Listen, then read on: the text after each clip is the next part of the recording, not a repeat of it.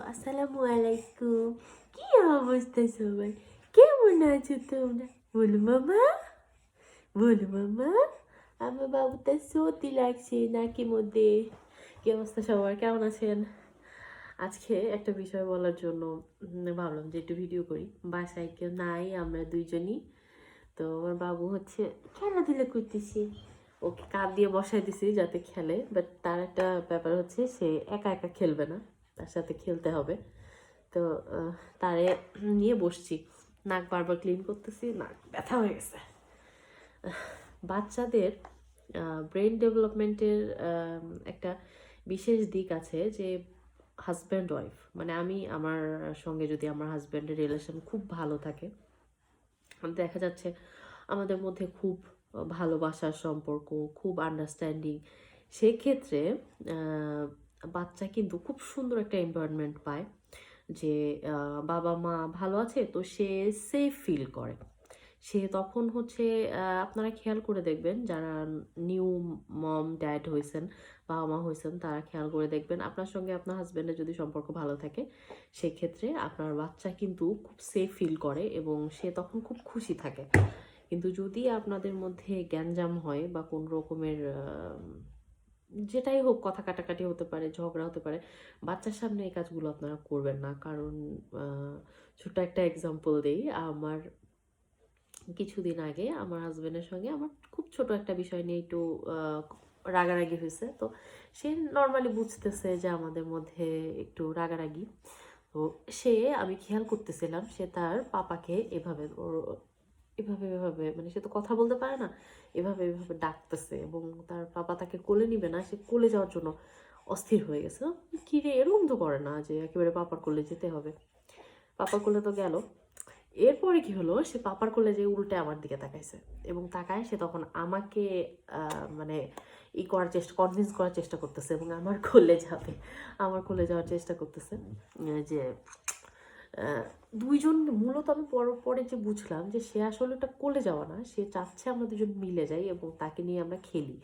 তো এই যে বাচ্চারা কিন্তু ছোট হলেও যে তারা কিছু বোঝে না ব্যাপারটা এমন না, তারা কিন্তু অনেক কিছু বোঝে এবং তারা এটা লাইক করে না যে তার বাবা বা মার সাথে তার, মানে তার বাবা মার দুজনের মধ্যে কোনো রকম গ্যাঞ্জাম থাক, এটা বাচ্চারা কখনো লাইক করে না। আর এই যে জিনিসটা, এটা আসলে আমরা তো মানুষ হয়েই যায় অনেক সময় নিজের উপরে কন্ট্রোল থাকে না। বিশেষ করে মানুষের কিন্তু বাচ্চা হলে দাম্পত্য জীবনে অনেক একটা বড় প্রভাব পড়ে। বাচ্চাকে টেক কেয়ার করতে যেয়ে আমরা কিন্তু তখন আর হাজব্যান্ড ওয়াইফ একজন অন্যজনকে সময় দিতে পারি না। তো এর কারণে কি হয় যে দুইজনের মধ্যে একটা ডিস্টেন্স তৈরি হয়ে যায়। তো এটাকে আসলে বসে নিজেদেরকে একটু মানায় গুছায় নেওয়া ছাড়া কোনো উপায় থাকে না। একটু কিছুদিন তো ছাড় দিতে হয়। ও এখনো পর্যন্ত পুরোপুরি আমার উপরে ডিপেন্ডেন্ট। বা আমার এবং আমার হাজব্যান্ডের দুইজনকেই ওকে 100% টাইম, কনসেন্ট্রেশন সব দিতে হয়। তো দেখছেন, সে আর একটু বেশি পাক না, সে হচ্ছে একটু চুপচাপ ধরনের তার পাপার মতো, কিন্তু সে খুব বোঝে। মাশাল্লাহ, আমি যখন সিরিয়াস কথা বলতেছি এটা কিন্তু সে বুঝতেছে, এই যে চুপ করে আছে। তো এইভাবেই সে মানে চুপচাপ থাকে কিন্তু সে অনেক বোঝে। সে যে নটি নটি করে, কিন্তু সে যখন এরকম কিছু সিচুয়েশন দেখে সে চুপ করে যায়। তো এটা নিজেকে দিয়ে বুঝি। আমার আম্মু সবসময় বলতো যে একটু বাচ্চা হলে দুজনের রাগ কমাবা এরকম বলতো।